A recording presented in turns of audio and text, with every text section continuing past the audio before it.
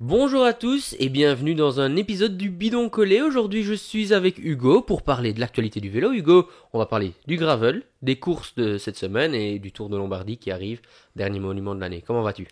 Ça va super, super week-end vélo qu'on a eu, avec du vélo de tout type. Même si Paris Tour c'est pas du gravel, ça ressemble un peu quand même, mais on a eu aussi des courses un peu plus dures en Italie. Donc franchement, excité pour la fin de saison et on se rapproche un peu. On voit qu'il y a certains coureurs qui sont un peu plus en méforme, d'autres en forme, enfin que du kiff quoi. C'est un des derniers épisodes du Bidon Collé ici. On a le dernier monument ce week-end. Et Hugo, en fait, je voulais te lancer un petit défi, puisque ces derniers jours, on a eu quand même pas mal de nouveaux abonnés, on a eu pas mal de suiveurs sur nos chaînes.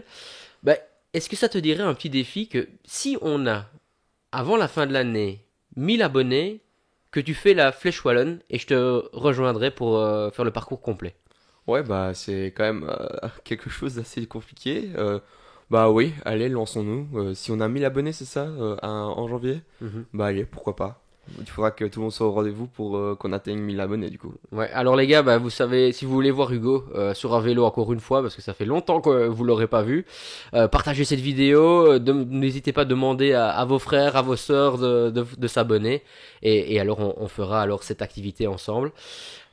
Hugo, maintenant Ouais. qu'on a un peu rigolé et qu'on a un peu passé sur ce sujet, le championnat du monde gravel, Mathieu Van Der Poel est le nouveau champion du monde de gravel. Qui d'autre que Mathieu Van Der Poel pour représenter cette catégorie? Bah c'était très très beau parce qu'on a vu un mélange de start list, que ce soit chez les femmes ou chez les hommes, où c'est un peu cyclocrossman, coureur sur route, même amateur, retraité, élite. Je trouve que la start list c'est vraiment exceptionnel. C'est le seul endroit où on peut voir ce genre de course au niveau de la liste de partants. Mais même, je trouve que le parcours était super. À Louvain, ils ont fait quelque chose de magnifique. Du gravel, on pense toujours que c'est dans les bois ou dans les champs. Ici, on a vu que même dans la ville, on pouvait faire des chemins gravel. Donc, moi, j'ai trouvé que ça a été une réussite. Les supporters étaient au rendez-vous et Louvain, c'est quand même une ville de vélo, on le ressent, je trouve. Ouais, tu parlais de la ville de vélo. Ils ont, il y a pas longtemps, organisé le championnat du monde. Il y avait une euphorie de dingue. Je pense que je l'ai déjà dit, mais moi je travaille dans une entreprise flamande et mes collègues étaient même hier encore au championnat du monde gravel en train de supporter. C'était une ville qui était remplie. Déjà, bah, tu vas me dire, il y avait déjà tellement de partants au départ que ça fait déjà du monde, mais en plus les supporters, les bières ont coulé à flot, comme les Flamands adorent faire. Et franchement, un super spectacle. Dommage que bah, les Belges n'ont pas été chercher une médaille. Mais ça, je pense, face à un génie du vélo comme Mathieu Van Der Poel, qui maîtrise un vélo de cyclocross, un vélo de route, qui également maîtrise un vélo de gravel. Je pense qu'il n'y avait rien à faire. Ouais, mais je pense qu'il y avait quelque chose à faire pour aller le chercher, moi.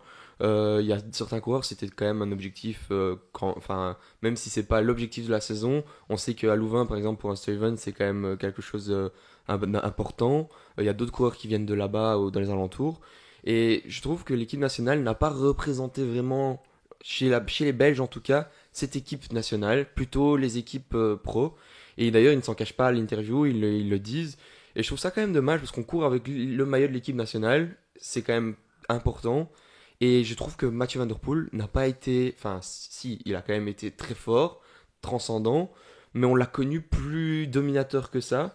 Il a attaqué avec un Connor Swift qui a su suivre, d'autres attaques où il était un peu, on sait qu'il il pouvait peut-être aller être titillé si l'équipe belge avait été plus maligne, parce qu'en plus on voit cette coureur dans le top 10, c'est qu'on est quand même vachement dominant dans ce secteur-là. Après, on était dans les plus grosses nations au départ, ce qui est le Ouais. plus facile et ce qui facilite les choses en effet, ouais. Mais donc, du coup, quelle serait ta proposition pour améliorer ça? Est-ce que tu ferais des sélections nationales avec un coach national? Est-ce que tu mettrais tout simplement une structure avec, bah, voilà, les cours professionnels sont gérés par ce manager-là? Parce que finalement, dans l'esprit gravel, l'air de rien, bah, tout le monde a un peu ça roule un peu pour soi finalement. Ce n'est pas forcément Oui, un jeu d'équipe. là je te rejoins, je pense que le gravel doit rester comme ça c'est sûr. On doit toujours être pour soi, etc. Mais je pense que si tu peux faire gagner quelqu'un, c'est quand même dommage de faire gagner quelqu'un de ton pays, d'un pays adverse où je trouve que là on voit que l'équipe nationale n'est plus vraiment au centre de l'attention d'un coureur qui à ce niveau-là roule. Enfin, on sait que Steven, lui, il a dit que c'était quand même quelque chose d'important pour lui, mais un Gianni Vermeersch ou un Quinten Hermans, ils ont mis plutôt l'équipe au centre. Et je trouve que c'est juste un choix personnel qui doit être différent. Et je suis déçu de ce choix personnel. Maintenant, le gravel doit rester comme ça. Et c'est bien justement que ce soit comme ça parce que tout le monde peut participer. Il n'y a pas une limite par nation. Parce que si on commence à faire des sélections, ça va être une limite par nation. Et la Belgique, ben, ils vont perdre tout cette attraction qu'il y a autour de ce sport. Parce que tout le monde peut participer au championnat du monde. Je pense qu'il y avait plus de 1000 partants sur toutes les catégories Oui, il confondues. faut quand même gagner quelques points Oui, dans oui, les, oui. dans les séries, C'est etc. Mais certain, oui. il y avait des limites d'âge, il y avait des personnes de plus de Enfin, on a vu même un Valtteri Bottas qui, dans la Formule 1 qui a pu participer à un championnat du monde qui était enfin, de 34 à 39 ans, je pense. C'est la catégorie plutôt master, hein, Ouais, ouais. c'est ça, donc c'est quand même bien. Et puis même chez les femmes, j'ai trouvé ça magnifique. Un coureur de 50 ans peut courir avec un Lotte Kopecky, ou enfin, c'est quand même quelque chose d'exceptionnel. Et Enfin, donc, moi j'ai une question pour toi, parce que tu en parles vraiment avec un grand sourire et avec des grands yeux. Est-ce que tu penses, et c'est un peu la question que je pose également à nos spectateurs, c'est est-ce que tu penses que le gravel, c'est le futur du cyclisme moderne? je pense que c'est une hype, un moment où tout le monde a envie de faire quelque chose de nouveau. C'est aussi la limite entre le cyclocross et le vélo de route. Personnellement, j'ai jamais encore fait de gravel, mais je pense que c'est quelque chose qui va peut-être, j'espère pas, mais qui va peut-être s'essouffler avec le temps. Parce que ici, on sait que c'est parce que le calendrier le permet, le parcours n'était pas que pour les grimpeurs, enfin que pour enfin le parcours était plutôt plat, donc les personnes qui vont en Lombardie ne sont pas vraiment dans le calendrier en même temps cette course-là. Et il faut pas que le championnat du monde tombe, enfin ils vont faire exprès dans le calendrier, mais je trouve que ça peut s'essouffler si il y a une année où on va trop loin, on va en Amérique, ou on va quelque part comme ça. Là, ça va pouvoir s'essouffler, et cette année-là sera peut-être enfin, une année où on va perdre des coureurs. Mais si c'est bien géré, ça peut continuer. Enfin, je sais pas ce que toi t'en penses. Moi, je pense qu'il y a deux raisons pour lesquelles ça va l'être. Ça va être. Après, j'ai quand même un contre-exemple par la suite. C'est que rouler sur la route ces derniers temps, à l'entraînement, c'est de plus en plus dangereux. On a pas mal de camions qui passent à côté de nous, de voitures. Le centre-ville, souvent, c'est bondé. Et donc, en tant que cycliste, ce que moi, j'ai toujours recherché, en tout cas, c'est un peu ce côté d'être à l'extérieur, tranquille, dans la nature. Et ça, le gravel le permet de le rendre. En plus de ça, ben oui, les efforts sont quand même fort intenses. Ça permet de prendre du plaisir. Et jusqu'à présent, je pense que le gravel qui a cet esprit un peu plus de liberté permet aussi de jumeler ce sport-là avec quelque chose d'un petit peu moins sérieux. On n'est pas obligé de penser toujours à la compétition. Nous, on y pense parce que ben, on a toujours été orienté depuis toujours côté vélo en compétition. Mais par contre, ben voilà, les voisins ici de la rue ben font du gravel. C'est pas pour faire de la compétition, c'est pour prendre cet esprit d'indépendance. Je compare ça fort à des trailers Ouais, en course à pied. c'est vrai. Et donc pour ça, je trouve que c'est un point positif. Deuxième point pour laquelle ça va être très très chouette, c'est que on a quand même eu quelques caméras inside, grâce à par exemple Inside TDT, etc., qui ont fait des caméras embarquées sur le vélo. Et si on arrive à attirer ce côté caméra dans les courses de vélo, sur une portion gravel, c'est tellement intense, c'est tellement stressant que je pense qu'il peut y avoir vraiment un très bon rendu à la TV. Par contre, où là je te rejoins, je pense qu'il va y avoir un problème, c'est qu'il y a un autre problème de sécurité. Alors oui, pour l'entraînement, je pense qu'il y a un avantage sécuritaire à faire du gravel parce qu'on est sur des routes hors, en général, enfin hors de la route, pardon. Par contre, dans ces fameux insights que j'ai vus, les dangers sur le centre-ville, passer à côté des poteaux, des voitures qui étaient encore garées. Là, on rentre dans un stress. T'as pas 200 coureurs ou 180 coureurs comme à Paris-Roubaix qui rentrent dans un secteur pavé, mais tu as 1000 coureurs qui partent en même temps et qui vont dans la même première petite route. Et là, je pense qu'il va y avoir un jour un accident. Et ça, j'espère, je touche du bois, que ça ne soit pas très grave. Mais je pense que malheureusement, cette pression, cette adrénaline de faire un start global avec 1000 personnes, c'est trop dangereux. Là, je te rejoins, mais il y a peut-être quelque chose à faire avec les vagues. Comme on le sait, maintenant, il y a quand même des vagues qui partent. Mais peut-être pas 1000 coureurs, mais il y a quand même au minimum 300, 400 coureurs qui partent d'un coup. Et ça, c'est déjà énorme. Et il y a peut-être quelque chose à faire au niveau de l'organisation. Mais j'ai une autre question pour voir si l'avenir du gravel est, enfin, est lancé. Est-ce que ça Ouais. va continuer? Est-ce que tu penses que Mathieu Van Der Poel va revenir chaque année? Alors, non, mais je pense que d'autres candidats de prestige, peut-être pas aussi prestigieux que Mathieu Van Der Poel, parce que voilà, aujourd'hui c'est peut-être le cours le plus complet multidisciplinaire. Mais par contre, je vois bien un Tadej Pogacar tenter cette aventure-là, parce que ça lui conviendrait bien, un parcours dur, ou même le même parcours que ce qu'il a eu, puisqu'on sait qu'il peut gérer ce genre de parcours aussi. Des coureurs comme Christophe Laporte, on en parlera dans quelques instants, des Mats Pedersen, je verrais quand même très bien ce genre de coureur tenter l'aventure, un Matteo Trentin, fin de carrière, un Jasper Stuyven qui finalement finira par décrocher ce genre de titre. Voilà, on a eu que depuis la création de ce titre, on a eu que des très beaux champions, un Gianni Vermeersch, on a eu Mohoric. Mohoric, ici Mathieu Van Der Poel. C'est des coureurs extraordinaires, et si on regarde le top 10, il n'y a pas de, il y a pas Ouais. d'etc. Mais est-ce que tu préfères, toi, enfin, personnellement, gagner un championnat du monde en tant que gravel ou faire gagner la Paris Tour, par exemple? Bah, ça, c'est une très bonne question. Aujourd'hui, en tant que moi, personnellement, j'ai été éduqué avec la route. Déjà, je suis pas trop d'accord de faire une course comme Paris-Tour. Euh, pour moi, ça n'a aucun sens de faire une sous-course gravel en considérant ça que c'est une course route Ouais. et une course. Alors, les Strade Bianche ont été les premières à le faire et ça a été une exception. Je pense que Paris-Tour devrait rester la classique des sprinteurs. Ce n'est plus le cas depuis 6 ans. Je suis peut-être un vieux rabat-joie, mais voilà, je trouve que c'était beaucoup mieux à cette époque-là avec des petites surprises comme des Philippe Gilbert.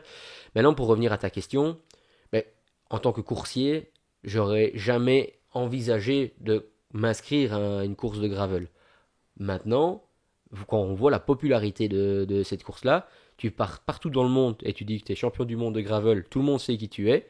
Mais par contre, si tu dis que tu as gagné Paris-Tour, vas-y aux États-Unis, par exemple. Ouais, non, je te rejoins. Donc, et toi, quel... Ben, moi, personnellement, je pense que Paris Tour, moi, je suis peut-être de la plus jeune école, du coup. Je trouve que Paris Tour, le parcours exigeant, ça rend de plus en plus mythique. Ça fait penser à Paris-Roubaix, comme on l'a vu quand c'était la période Covid en septembre. Ben, les conditions sont tellement dantesques et que tout le monde est vraiment au bout de sa vie à l'arrivée. Je trouve ça magnifique. Personnellement, moi, quand j'associe Paris Tour à un grand champion, quand on le gagne, tandis que enfin, Gravel, je trouve que c'est plutôt, à l'heure actuelle en tout cas, c'est peut-être aussi comme les championnats d'Europe au début on a eu, où c'était un peu les plus petits coureurs qui y allaient. Maintenant, c'est certes, il y a un Mathieu Van Der Poel, il y a des grands noms dans le top 10, mais il n'y a pas encore 100 coureurs qui sont dans les meilleurs du monde qui y vont. Ça va certainement venir, mais pour l'instant, je trouve que c'est quand même plus. Enfin, quand sur ton palmarès, t'es champion du monde, c'est quand même quelque chose, mais Paris Tour, tu sais que c'est les 150 coureurs, 180 coureurs qui sont dans le top du mondial, quoi. Ouais, alors maintenant j'ai un peu réfléchi pendant que tu me répondais. Pourquoi je pense que dans un futur plus ou moins proche, toutes les stars seront présentes au championnat du monde gravel. C'est qu'aujourd'hui, Mathieu Van Der Poel, quand il passe la ligne, on voit quoi? On voit qu'une chose, c'est son canyon. Et ces marques-là, aujourd'hui, c'est un marché qui est très compétitif. Je le répète, mes collègues, ils ont tous des vélos gravel. Mais dans la rue ici, ils ont tous des vélos gravel. Ils n'achètent plus personne presque, n'achète des vélos De de route. route. Ouais. Et aujourd'hui, il y a une place à avoir, c'est celui qui a le meilleur vélo gravel ou le meilleur vélo rapport qualité-prix au niveau du gravel. Et là, Canyon a une place importante dans ce marché-là, puisque ils peuvent gagner des prix, même si la qualité est très très bonne également. Et donc, ça, on en reparlera dans un autre moment. Ça, je ne veux pas comparer les vélos. Mais Pinarello va faire la même chose. Ils vont envoyer Tom Pidcock sur les courses. Merida l'a fait avec Mohoric. Et tous ces Trek le fait avec Stuyven. Parce que si Stuyven est là, aujourd'hui à Leuven, je pense qu'il habite et c'était normal. Mais quand il a été faire d'autres courses gravel, c'est parce que Trek propose de le faire. Oui, ça Et, arrange l'équipe, je et pense. Hein. donc, moi je pense que l'année prochaine, il y a très forte chance que Conlago vienne frapper à la porte de Pogacar et dire est-ce que tu voudrais pas aller te montrer ton vélo de gravel Conlago et Van Aert, est-ce que tu pourrais aller mettre ton Bianchi parce que Van Aert il l'avait fait il y Ouais, a ouais, il l'a déjà fait l'année passée, l'année il n'avait pas eu passée. de chance. Et enfin, c'est pour revenir sur Bono, tu en as parlé aussi. Je vais rebondir sur ce que tu as dit avant, mais c'est vrai que les vélos, c'est quand même super important pour eux. C'est un nouveau marché. C'est quand même là où il faut montrer la marque. C'est sûr que tu as raison, c'est certain. Ça va être quelque chose qu'il faudra aller chercher et les coureurs seront peut-être obligés d'y aller. Maintenant, peut-être pas les Pogacar qui sont au-dessus sur le toit du monde où je pense qu'aucune marque ne peut. Enfin, c'est avec un chèque, oui, mais ne peut les obliger à faire quoi que ce Non, soit. pas les obliger. Mais c'est des coureurs plus tranquilles, comme un Pedersen par exemple. Un Mats Pedersen peut-être pourrait aller un jour sur ce genre de course. Mais bon, après on verra. C'est Ouais. peut-être pas encore le coureur qui y sera, mais c'est quand même. Ou un Nace par exemple. Nace, Thibaut Neis, bah, j'y pensais. c'est certainement le coureur qui sera même peut-être déjà l'année prochaine. Bah, ce Donc, sera peut-être justement le meilleur coureur de l'histoire en gravel. On ne sait ouais, pas si ça se c'est fait sûr. dans les prochaines années, il le fait. Enfin voilà, c'est beaucoup de spéculation. Ouais, Moi, je pense que pour un cyclotouriste, pour un entraînement, alors on ne sait pas faire ces zones comme on peut le faire sur la route et ce genre de choses, mais pour un entraînement, c'est beaucoup plus ludique et c'est beaucoup plus sûr d'aller en gravel. Par contre, en course, il faut avoir quand même les bretelles bien accrochées parce qu'il y a quand même des belles vagues. Et voilà, et c'est quand même, et, j'ai pris énormément de plaisir quand même. et puis aussi, quand tu fais du gravel, t'es obligé de savoir faire changer tes pneus, tes chambrées, Oui, etc. mais Parce que, imaginons, t'as un Benoît ou un Van Aert comme l'année passée, ils se retrouvent à devoir changer leurs propres pneus eux-mêmes, quoi. Enfin, c'est peut-être pas des pneus, c'est peut-être des tubeless, je sais pas quand ils roulent, mais c'est quand même exceptionnel de voir un professionnel qui doit changer sa roue sur le ouais, bord de bien la sûr. route. Moi, je trouve ça Et, enfin, incroyable. et alors, ou deux points, c'est encore, désolé, mais c'est un thème qui est tellement large et qui me plaît parce que je Ouais, trouve que c'est quand même, on parle de l'avenir de notre sport. C'est quand on regarde quelques bons coureurs qui ont crevé, qui ont, pour l'image, avec des supporters, bah, discuté pendant qu'il y avait un supporter qui changeait sa roue, ou qui ont bu une bière. Il y a le coureur hollandais qui est aussi en même temps podcasteur, Thijs Zonneveld, qui a bu une bière avec un supporter alors qu'il restait encore quelques kilomètres et qui ont lui changé sa roue. Bah, ça ramène tellement de gens, et ces gens-là, ils vont avoir des souvenirs toute leur vie, ils vont avoir une photo Instagram ou autre toute leur vie qui pourra bah, tout simplement ouais, c'est sûr. partagé. Et alors, pour revenir au niveau matériel, c'est plus pour toi, selon toi, pour une marque de vélo, c'est plus intéressant d'avoir quelqu'un qui achète un vélo de route ou un vélo de gravel qui va aller dans la boue, qui va aller casser sa chaîne, qui va Ouais, aller c'est sûr. changer 17 fois de cassette parce qu'il a mal changé de vitesse, parce il a tout arraché derrière.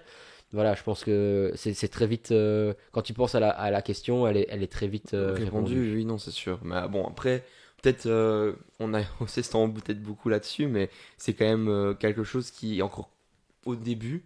Donc, tous les vélos ne sont pas encore, toutes les marques ne sont pas encore au top sur ce genre de choses. Ça va venir et on se réjouit de voir ça dans les prochaines Ouais, années. tout à fait. Hugo, on a parlé beaucoup de gravel, Ouais. mais je pense qu'on peut aussi dire Lotto Kopecky qui fait encore une fois Ouais. deuxième et un podium mondial. Ben, Marianne Vos, qui finalement peut-être confirme notre Ouais. idée qu'elle aurait dû et pu battre Lotto Kopecky au championnat du monde. Bah, certainement. Ça, c'est encore un autre point. Est-ce que tu voulais encore rajouter quelque chose sur le gravel ou pas? Non, je pense qu'il faut l'avoir mis. On est content de le voir Ouais. à ce niveau-là. Et puis finalement, le podium était vraiment beau et une course magnifique. Donc je pense qu'on peut s'arrêter là et passer peut-être à Paris Tour. Ouais, allez, vas-y. Paris-Tour, belle course aussi qui est ben, un peu représente l'automne, mais sur ces dernières années, depuis le changement de parcours, on a quand même eu une météo plutôt clémente. Et cette année, c'était un peu bah, voilà, Bah, le déluge. course de guerrier avec quand même des ascensions, mais aussi des chemins de vigne. C'est franchement une course qu'on aime voir à la TV, mais qu'on n'aime pas quand on est sur le vélo. On a vu le groupe au fur et à mesure qui se rétrécissait, des coureurs qui lâchaient. On est au flat saison aussi, tout le monde n'a pas le même niveau, mais on a aussi surtout vu un Mats Pedersen attaquer de quand même vachement loin, à plus de 60 km de l'arrivée, Donc, j'étais quand même surpris de cette attaque. Enfin, je sais pas toi. Ouais, alors bah du coup, oui, Mats Pedersen. Donc déjà deux choses. Une belle échappée Ouais, a fini. Franchement, il fait une fin de saison extraordinaire, qui est devant. Et alors on voit l'équipe Trek qui quand même, on sent cette nervosité très bien représentée. Et là, Mats Pedersen attaque dans la première côte répertoriée, va-t-on dire, du parcours. Et là, chemin blanc. Et moi, je me dis quand même, il est en train de faire la même erreur au Tour des Flandres. Il est parti à 60 km de l'arrivée. Alors, il n'est pas Pogacar. Je pense que c'est un excellent coureur, mais il s'attendait quand même d'avoir du peuple avec lui. mais est-ce que quand il part comme ça, un Mats Pedersen, c'est pas parce il manque de confiance en lui? Est-ce qu'il ne se dit pas aujourd'hui j'ai pas les jambes ou aujourd'hui je suis pas spécialement bien et du coup je vais envie de faire profiter l'équipe ce que je peux leur apporter. Je suis peut-être pas le meilleur pour passer les bosses parce qu'on l'a vu qu'au final quand il se retrouve dans les moments importants et que ça commence un peu à monter, il est pas au top. Mais est-ce que s'il n'était pas resté dans les roues, il n'aurait pas été plus utile que ça? Et parce qu'il manque peut-être de confiance en lui. Et justement, alors, c'est peut-être à quelqu'un de lui dire qu'il reste dans les roues. Et peut-être que ça ira plus tard dans la course. On a vu un Arnaud Delis une semaine avant qui disait qu'après 3 heures de course, il avait toujours mal aux jambes. Bah, c'est peut-être qu'après la quatrième heure, tu auras plus mal, quoi, tu vois. Donc, moi, je trouve ça un peu dommage que Mats Pedersen, il se sacrifie quasiment automatiquement quand il est pas bien. Ouais, alors bah, là, c'est un peu une question que je me pose et je pense qu'on va partager ça aussi avec nos spectateurs. Mais Mats Pedersen, je sais pas si c'est son directeur sportif le problème ou que lui n'écoute pas les consignes. Ouais. Parce que ça fait plusieurs fois que anticiper c'est une très bonne chose. Et notre père nous a toujours dit que c'était toujours mieux, c'est plus facile d'être devant avant que l'action se déroule. Mais il n'était pas le meilleur, c'est vrai, mais malgré tout, avec les jambes qu'il avait et le solo qu'il a fait pendant le temps qu'il l'a fait, je pense pas qu'il était moins fort que les coureurs qui sont au moins dans le deuxième groupe. Ça c'est sûr, mais pourquoi pas même que Christophe Laporte ou que Mathias Vasek. Donc pour moi, il fait une erreur, mais cette erreur-là, elle se répète. Et comme tu dis, est-ce que c'est un manque de confiance? Moi, je pense justement que c'est une surconfiance. Parce que au Tour des Flandres, c'est le deuxième favori derrière Pogacar. Et donc, du coup, ben, est-ce qu'il ne s'est pas survu, trop Derrière fort Van Der Poel, aussi? tu veux dire. Van der Poel, ouais, Ouais. pardon, désolé. Donc, du coup, même chose ici. Est-ce qu'il ne s'est pas un peu dit, c'est moi, je suis le plus fort? Bah, je pense que honnêtement, je reste sur le fait que j'espère en tout cas que c'est plus un problème de pas de confiance plutôt qu'une surconfiance. Parce que même quand il était au Tour des Flandres, il était peut-être le deuxième favori, mais il était tombé, il se sentait pas bien, il l'avait dit au début de la course. Donc tous les facteurs font que j'ai l'impression que c'est plutôt un manque de confiance plutôt qu'une surconfiance. Ok, Mais aussi, il faut savoir que cette équipe Trek ce jour-là, j'allais elle dire. était au-dessus enfin à mon avis, dans l'équipe, il y en a trois qui ont dit dans l'oreillette, aujourd'hui j'ai les jambes. Ouais. Aujourd'hui j'ai les jambes.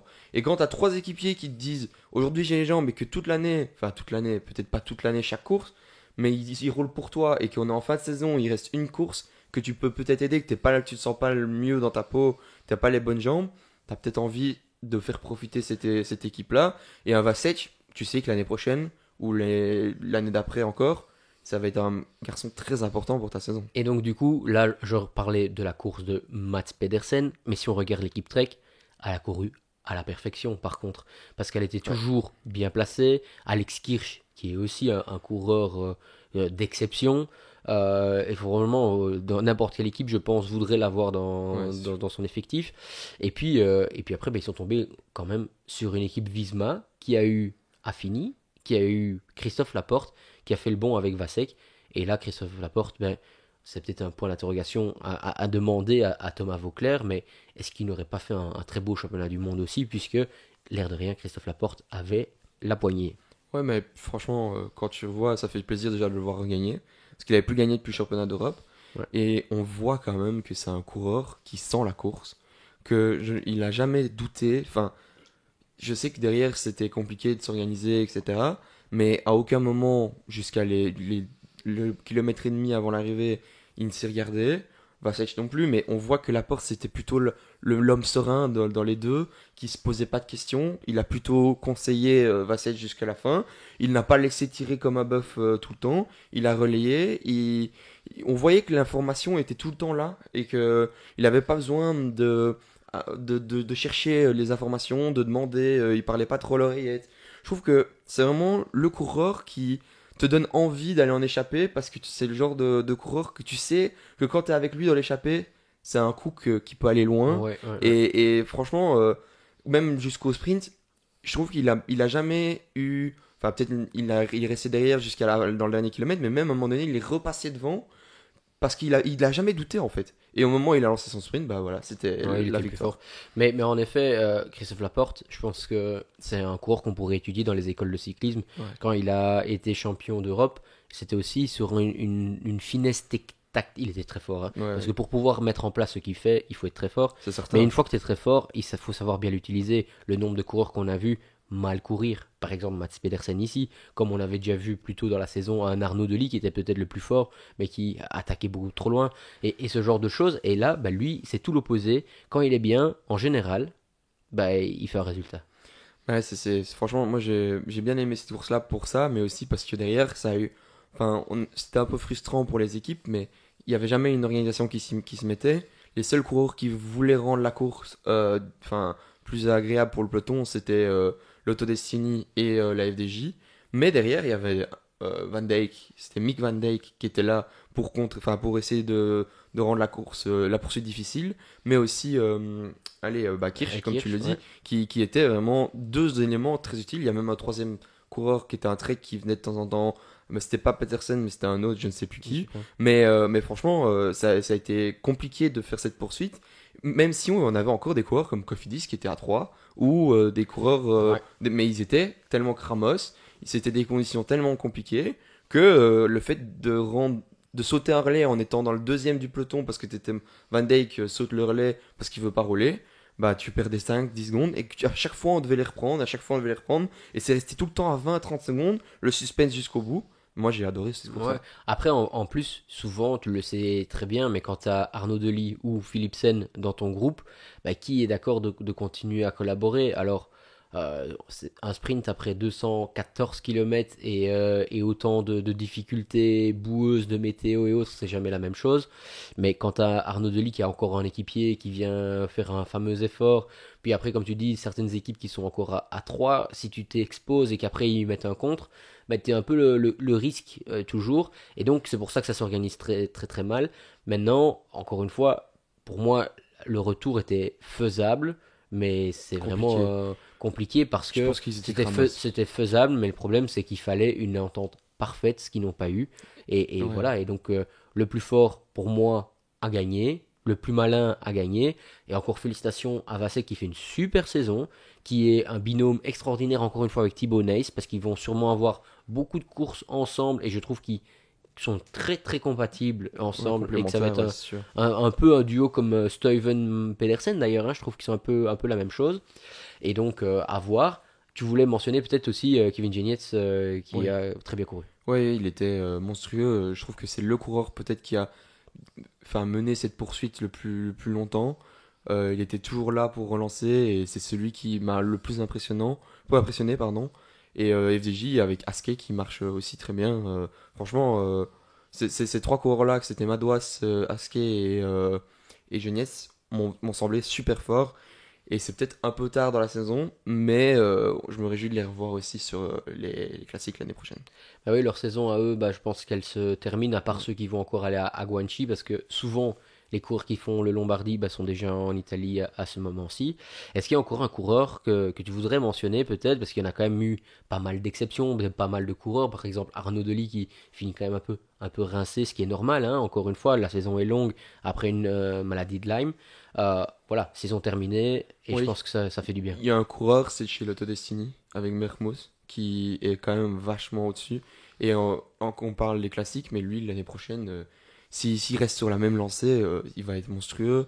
Il va être d'un atout vraiment très important pour Arnaud Delis, mais je sais aussi même pas peut-être meilleur sur certaines Mais courses justement, qui je vais sont te poser la question. plus dures peut-être, plus Je voulais te où il y a poser la moins question. de sprint à la fin. Est-ce que tu vois plutôt Bermos sur des Flandriennes ou plutôt sur des courses un peu plus vallonnées type Liège?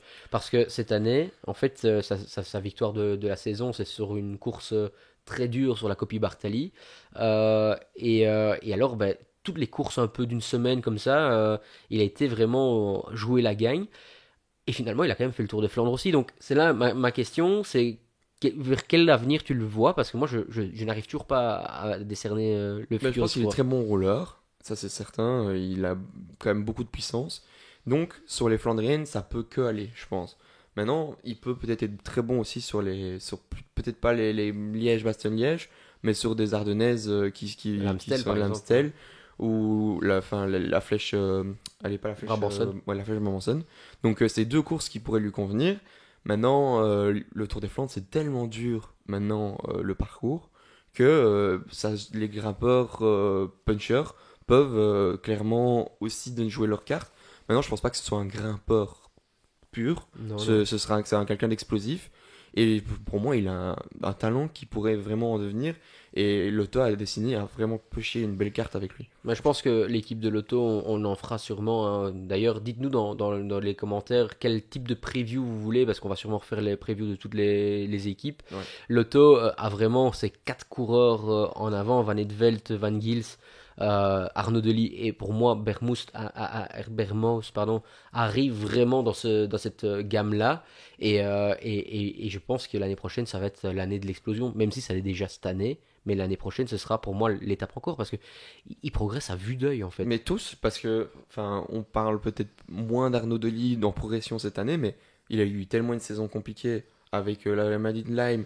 Il a encore beaucoup à apprendre sur lui-même, que Tactiquement, surtout. tactiquement, c'est sûr, mais même sur lui-même, j'en suis sûr, on l'a encore vu que sur les attaques qu'il fait, on sait qu'il peut encore développer ce profil de rouleur qui peut avoir sur les Flandriennes.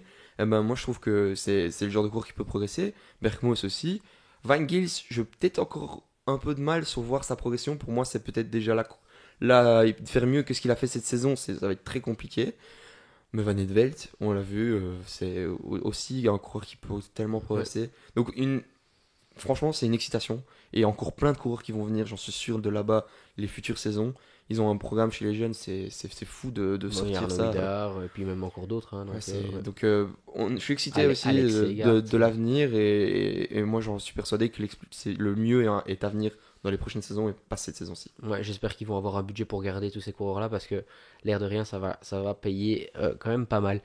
Euh, on en a fini avec Paris Tour. Ouais, Ouais, donc quand même pas mal d'autres petites courses, enfin petites courses, de belles courses en ouais, Italie. Un peu, on appelait ça avant les triptyques prémondiales avec des courses bah, qui se parcourent sur la zone de Lombardie.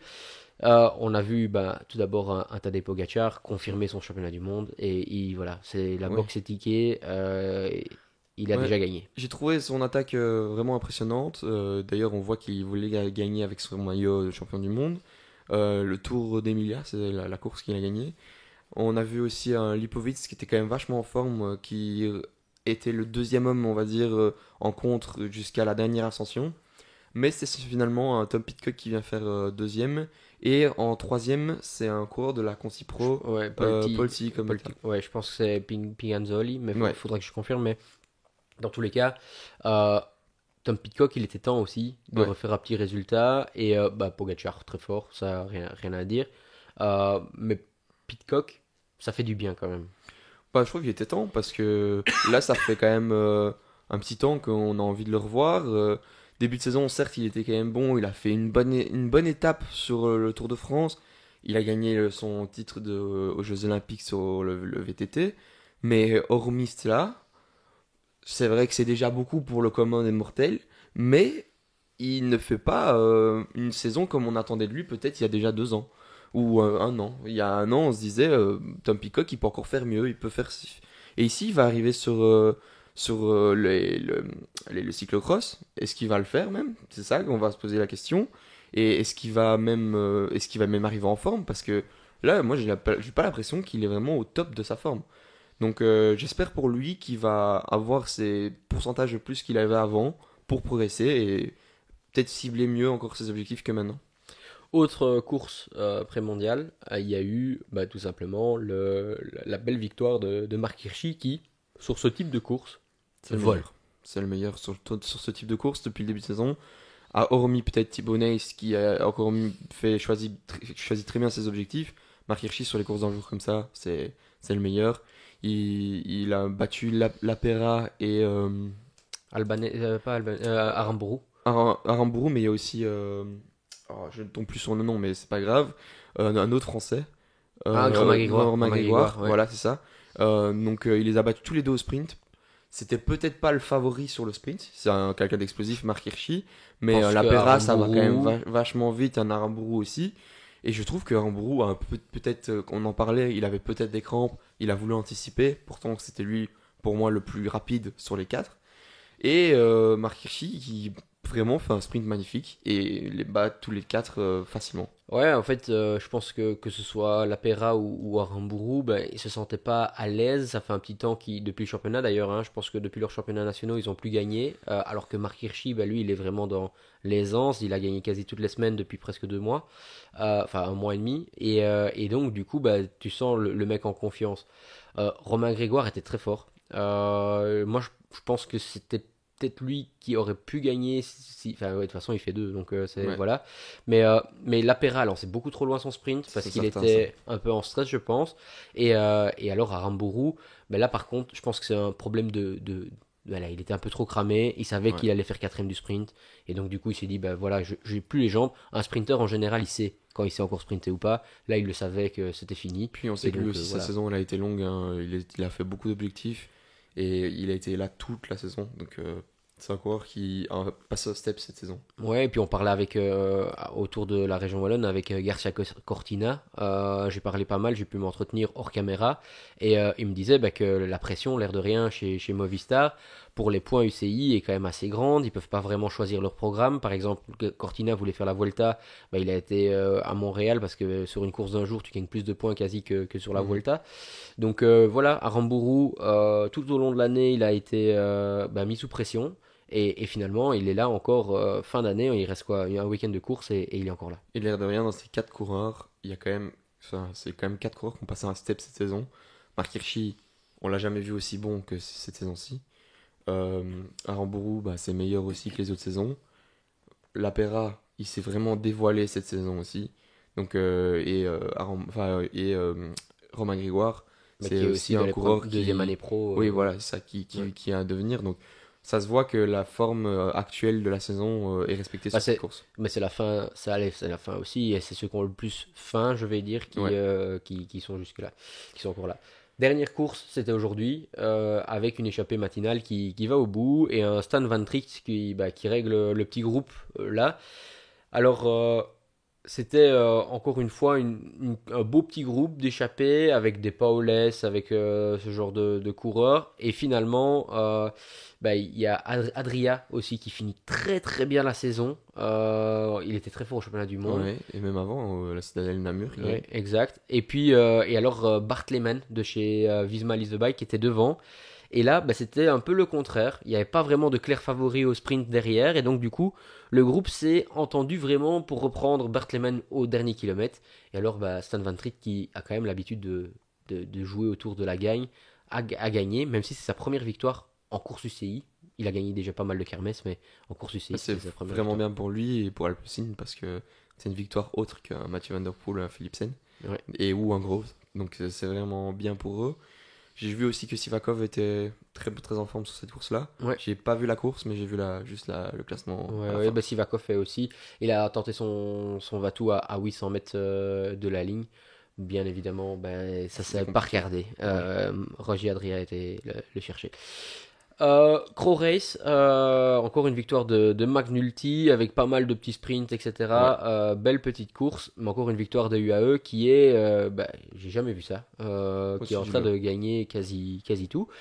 Parlant de UAE, une nouvelle recrue, et c'était la dernière recrue pour cette année, c'est Rune Regot qui a signé. Alors les rumeurs étaient là depuis quand même un petit bout de temps.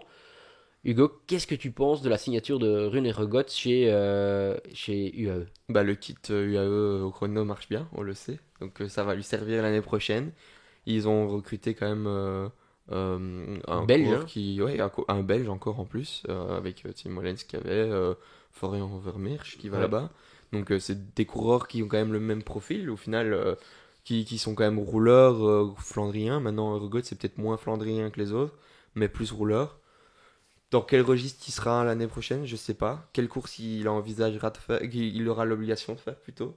Je sais pas non plus, mais en tout cas, je pense que ça va lui servir pour l'avenir. Et c'est un coureur qui roulera toujours, donc ça va faire plaisir aux leaders. Ouais, je pense que c'est un très bon transfert pour les deux. Ce qui n'est pas pour moi le cas de Florian Vermeersch. Non. Je pense que Florian Vermeersch, bah, il va rentrer dans un profil de Nils Politt, Tim Wellens, etc. Et du coup, ils vont un peu se marcher sur les pieds.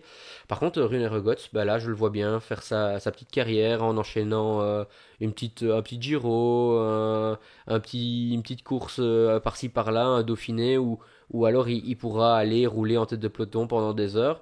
Parce que qui pourrait mieux faire ça que lui? J'en connais pas beaucoup dans le peloton.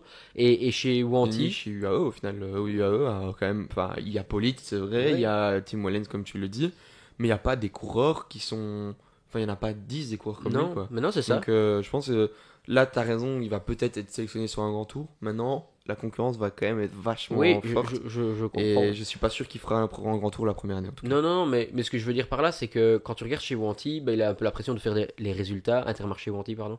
Il a la pression de faire des résultats. C'est le leader, enfin, ou un des leaders sur certaines courses. D'ailleurs, il a gagné une course par étape. Je crois que c'est le Tour de République tchèque, si je me trompe pas. C'est Enfin, possible. non, non, c'était le ZLM Tour, pardon. Mais Ah bon, oui, oui. peu importe. Donc, il doit gagner pour Intermarché Wanty. Là-bas, il va se retrouver pas forcément pour gagner, mais pour rouler pour les autres. Et je pense que c'est le meilleur rôle qu'il pourra avoir. Même si, on le sait, finalement, chez UAE, bah, tout le monde a le droit, sur certaines courses, de jouer sa carte. Donc, ça va bien lui convenir, je pense. Bah, je pense que ouais, et puis pour un coureur de sa trempe signé chez UAE, c'est quand même exceptionnel. Enfin, j'ai rien contre Eregots, mais c'est pas le coureur que tu te dis, c'est l'avenir du vélo, c'est le coureur qui va exploser ou quelque chose. On sait qu'il est très bon, on sait qu'il est peut-être au summum de sa carrière déjà peut-être maintenant. 26 ans, ouais. Donc je pense que c'est maintenant qu'il fallait le faire et il fallait pas attendre 2 ans de plus, parce que peut-être dans 2 ans, c'est le genre de coureur qui pourrait en fonction de la confiance qu'il a en lui, pouvoir un peu se cramer et aller dans une équipe plutôt comme, je sais, enfin peut-être pas à Wallonie-Bruxelles, mais Non, bah, un, non, non, non, je pense que un je suis pas coureur. trop d'accord. Là, je Non, pense que j'exagère sur peut-être. sa carrière, Non, il a sa mais place au niveau World Tour, quand même, sur du long terme. oui, je dis pas, mais si c'est le genre de coureur qui, si en restant chez Wanty, s'il n'a pas la confiance en lui, il pourrait ne pas être en forme et ressasser ça dans sa tête et ne jamais retrouver le niveau qu'il a actuellement. C'est ça que je veux dire. Ouais, peut-être. Bah, Maintenant, ouais, chez ouais, Wallonie Stage, j'exagère certainement. ouais, ouais. Enfin, voilà. Il y a eu aussi le Tour de Langawi. Bon, ça, c'est encore un autre truc où c'est Max Poul qui gagne. Bah, voilà, encore une victoire pour Max Poul, qui est vraiment un très très beau coureur. Arvid de Klein, petit point commentaire, 2 victoires, c'est vrai, mais c'est un long tour. Et il y a eu quand même 4 opportunités au sprint, 5 opportunités de sprint. Mhm. Et vu la concurrence, je voyais Arvid de Klein gagner 4-5 étapes. Finalement, Malucelli, l'ancien coureur de chez Bingo Wallonie-Bruxelles, qui maintenant est au niveau continental, l'a battu. Et alors, bah, voilà, il n'a pas non plus été au top niveau. Un peu décevant quand même. Bah, décevant, mais l'air de rien, un sprint, on sait que tout peut se passer. Et donc, ça peut arriver de rater son sprint. Maintenant, là, il en a peut-être raté 2, 3, peut-être. C'est quand même quelque chose qu'il faut pas que ça se reproduise parce que c'était clairement le favori sur ces sprints-là. Peut-être que aussi l'équipe autour de lui n'était peut-être pas au mieux pour l'emmener, je sais pas. Mais en tout cas, Malucelli, c'est pas un coureur enfin, normalement, qui rivalise avec lui dans sa trempe en tout cas. Ouais, je suis d'accord avec toi. Est-ce qu'il y a encore une autre course que tu voulais mentionner ou pas? Je pense que tu as été loin dans les détails. On a parlé un peu de toutes les courses, que ce soit petites ou grandes. Donc, Parlons peut-être du Tour de Lombardie. ouais, Allez, quand même, ça va être le dernier monument de la saison. Et c'est vrai qu'on a un duel entre Pogacar et Remco Evenepoel qui s'annonce, mais je pense qu'il peut y avoir quand même des autres coureurs qui peuvent un peu influencer le résultat. ouais, avec une super belle équipe aussi de l'Autodestiny qui va être très important, je pense. On a un Van Evel qui n'a pas été sélectionné sur le championnat du monde, que je trouve très important, qui va montrer un peu son niveau sur ce genre de course. Avec Van Gils, Ouais. c'est deux coureurs on se réjouit de voir sur ce genre de course. Pour épauler Remco Evenepoel, il y a Van Wilder À la aussi, Philippe. c'est Alaphilippe. C'est des coureurs quand même qui sont très importants. Avec Oui, oui. Pogacar, il y a aussi un Maika et tous des coureurs Ouais, Ayuso, Yann Ayuso, Kristen, Kristen qui sont Adam très en Yates. forme. Adam Yates, ouais. Ouais. Donc Et puis on c'est a une belle équipe Bora aussi, ouais, qui, bah, pour moi, peut être la clé de la course. Alors on a Roglic, on a Adria, qui, comme on en a déjà parlé plus tôt dans la vidéo, mais aussi Lipovic, comme tu le mentionnais.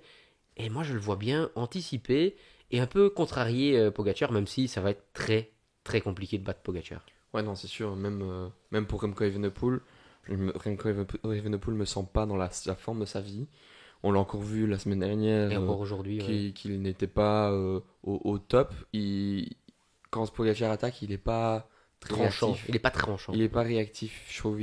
Ça se voit c'est quelque chose. C'est dur d'aller le chercher, c'est dur de faire l'effort. Alors que quand on sait qu'il est dans un jour où rien ne l'arrête, ben ce genre d'effort, en tout cas, il peut essayer de suivre. Donc c'est vrai que Pogacar est au-dessus du lot, mais ça va être compliqué d'aller le chercher. Mais il y a aussi une Visma, on n'en a pas parlé, mais avec un Benoît qui est là. Mais il y a aussi Mais Jorgensen. Jorgensen qui est vraiment monstrueux aussi depuis une saison monstrueuse. Donc on sait qu'il a les qualités que pour aller les chercher. Ouais. C'est un monument qui est un peu moins apprécié. Il est souvent moins retransmis à la télé aussi. Quand tu regardes, en tout cas nous en Belgique, sur les chaînes publiques, il n'est pas retransmis, sauf peut-être sur Sportza et encore. Mais malgré tout, est-ce que tu penses que le Tour de Lombardie a sa place, par exemple, contrairement à je sais pas, par exemple à une Strade Bianche, comme monument? Moi, je pense que pourquoi un monument qui est moins apprécié, c'est parce qu'il est aussi en fin de saison. Donc non, il faut pas le remplacer, il faut pas le bouger. C'est juste le problème de tout le monde n'a plus envie enfin, la saison a été longue, que ce soit pour les spectateurs, mais aussi pour les coureurs. Donc à un moment donné, il y a d'autres personnes qui ont envie de faire quelque chose du dimanche pour que le regarder le Tour de Lombardie. Donc moi je peux comprendre cette envie de ne pas de passer ce monument, mais je pense que c'est quand même quelque chose à regarder. Il y a souvent des surprises. C'est pas toujours le favori qui gagne. Et bon, peut-être ici cette année, ce sera un peu différent parce que pour moi, ce sera quand même Pogacar qui va aller chercher pour finir cette saison monstrueuse de cannibale. Mais sinon, je trouve que c'est quand même très important à regarder pour peut-être les prochaines années parce qu'il y a des coureurs qui pourront aller chercher des résultats et que Pogacar ne sera pas là chaque année. Il y a toujours des problèmes dans chaque saison de course cycliste. On ne peut pas faire une carrière sans avoir de soucis. Donc je pense que pour les futures années, ce sera très important de voir la course de ce dimanche.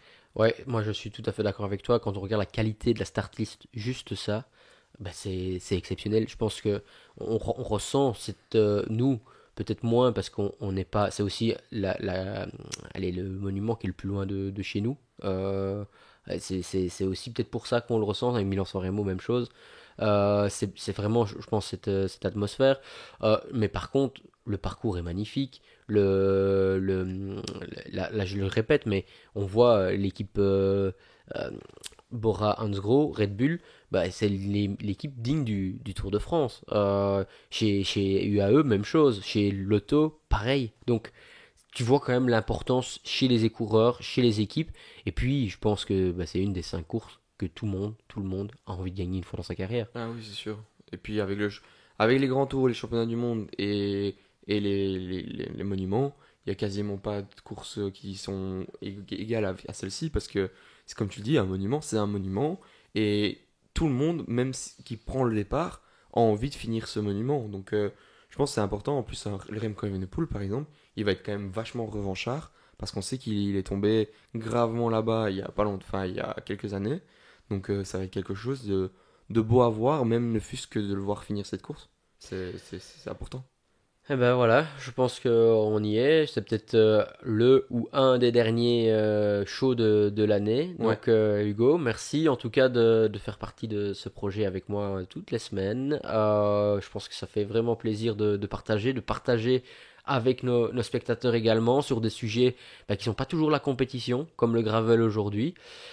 Hugo, merci. merci à toi et restez bien à l'affût parce qu'on aura d'autres vidéos qui sortiront. Peut-être pas sur l'actualité.